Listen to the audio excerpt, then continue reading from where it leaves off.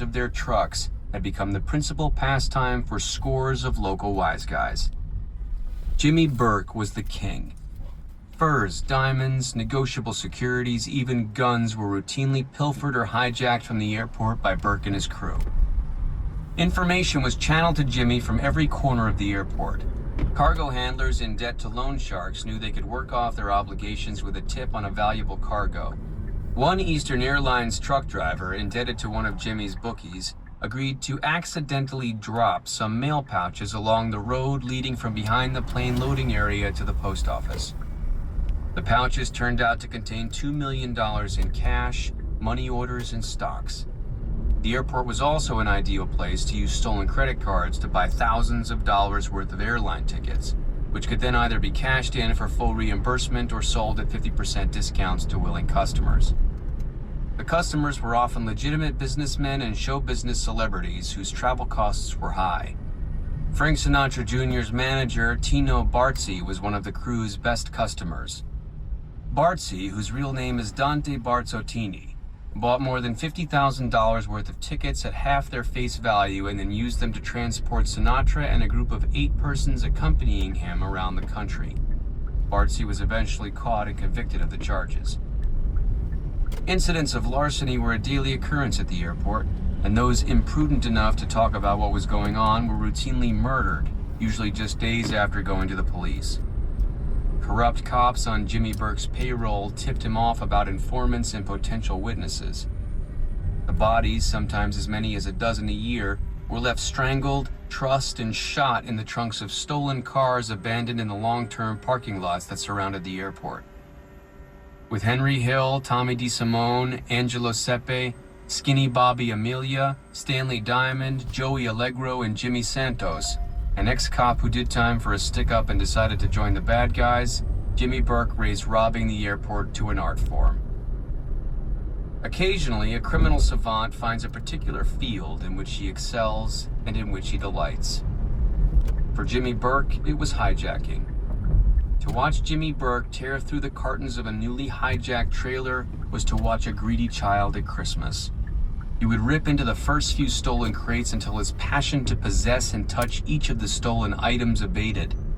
Then he would peer inside the crates, pat their sides, sniff the air around them, lift them in his arms, and begin to carry them off the trucks, even though he always hired neighborhood guys for the heavy lifting. When Jimmy was unloading a truck, there was almost a beatific contentedness glowing on his sweat-drenched face. Henry often thought that his friend Jimmy was never happier than when unloading a freshly hijacked truck. In addition to his uncanny talent for making money, Jimmy Burke was also one of the most feared men in the city's organized crime establishment. He had a reputation for violence that dated back to his early years in prison, when he was rumored to have done killings there for mob chiefs who were in prison with him at the time. His explosive temper terrified some of the most terrifying men in the city, and the stories about him left even his friends a little chilled. He seemed to possess a bizarre combination of generosity and an enthusiasm for homicide. On one occasion, Jimmy is said to have given the elderly, impoverished mother of a young hood $5,000. The woman's son was said to have owed his mother the money but had refused to pay her. Jimmy was apparently so incensed at this lack of regard for motherhood that he gave the woman the $5,000 in the morning, claiming it was from her son, and then allegedly killed the woman's son before dusk.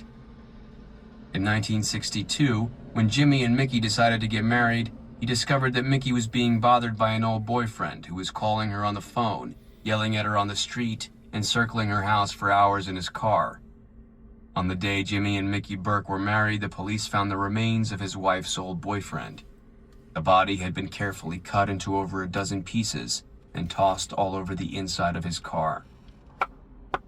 But it was Jimmy's talent for making money that clearly won him a place in the hearts of the mob's rulers. He was so extraordinary that in an unprecedented move, the Colombo crime family in Brooklyn and the Lucchese family in Queens negotiated to share his services. The notion that 2 Italian-run crime families would even consider having a sit-down to negotiate the services of an Irishman only added to the Burke legend. Still, none of his friends ever really knew very much about Jimmy Burke. In fact, even Jimmy didn't know very much about himself. He never knew exactly when and where he was born, and he never knew either of his real parents.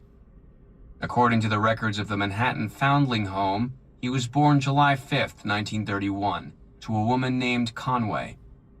At the age of 2, he was designated a neglected child and entered into the Roman Catholic Church's foster care program.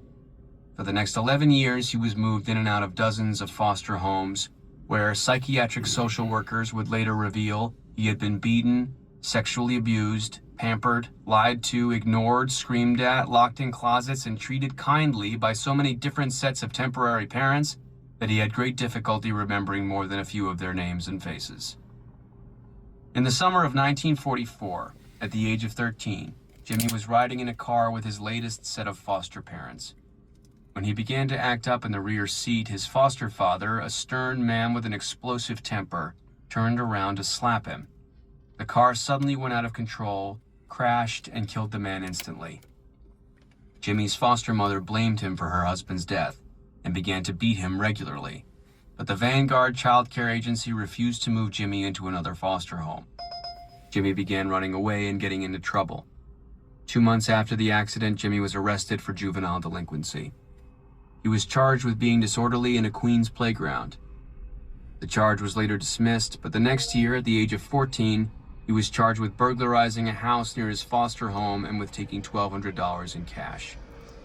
He was placed in the Mount Loretto Reformatory, a juvenile jail for incorrigible youngsters on Staten Island.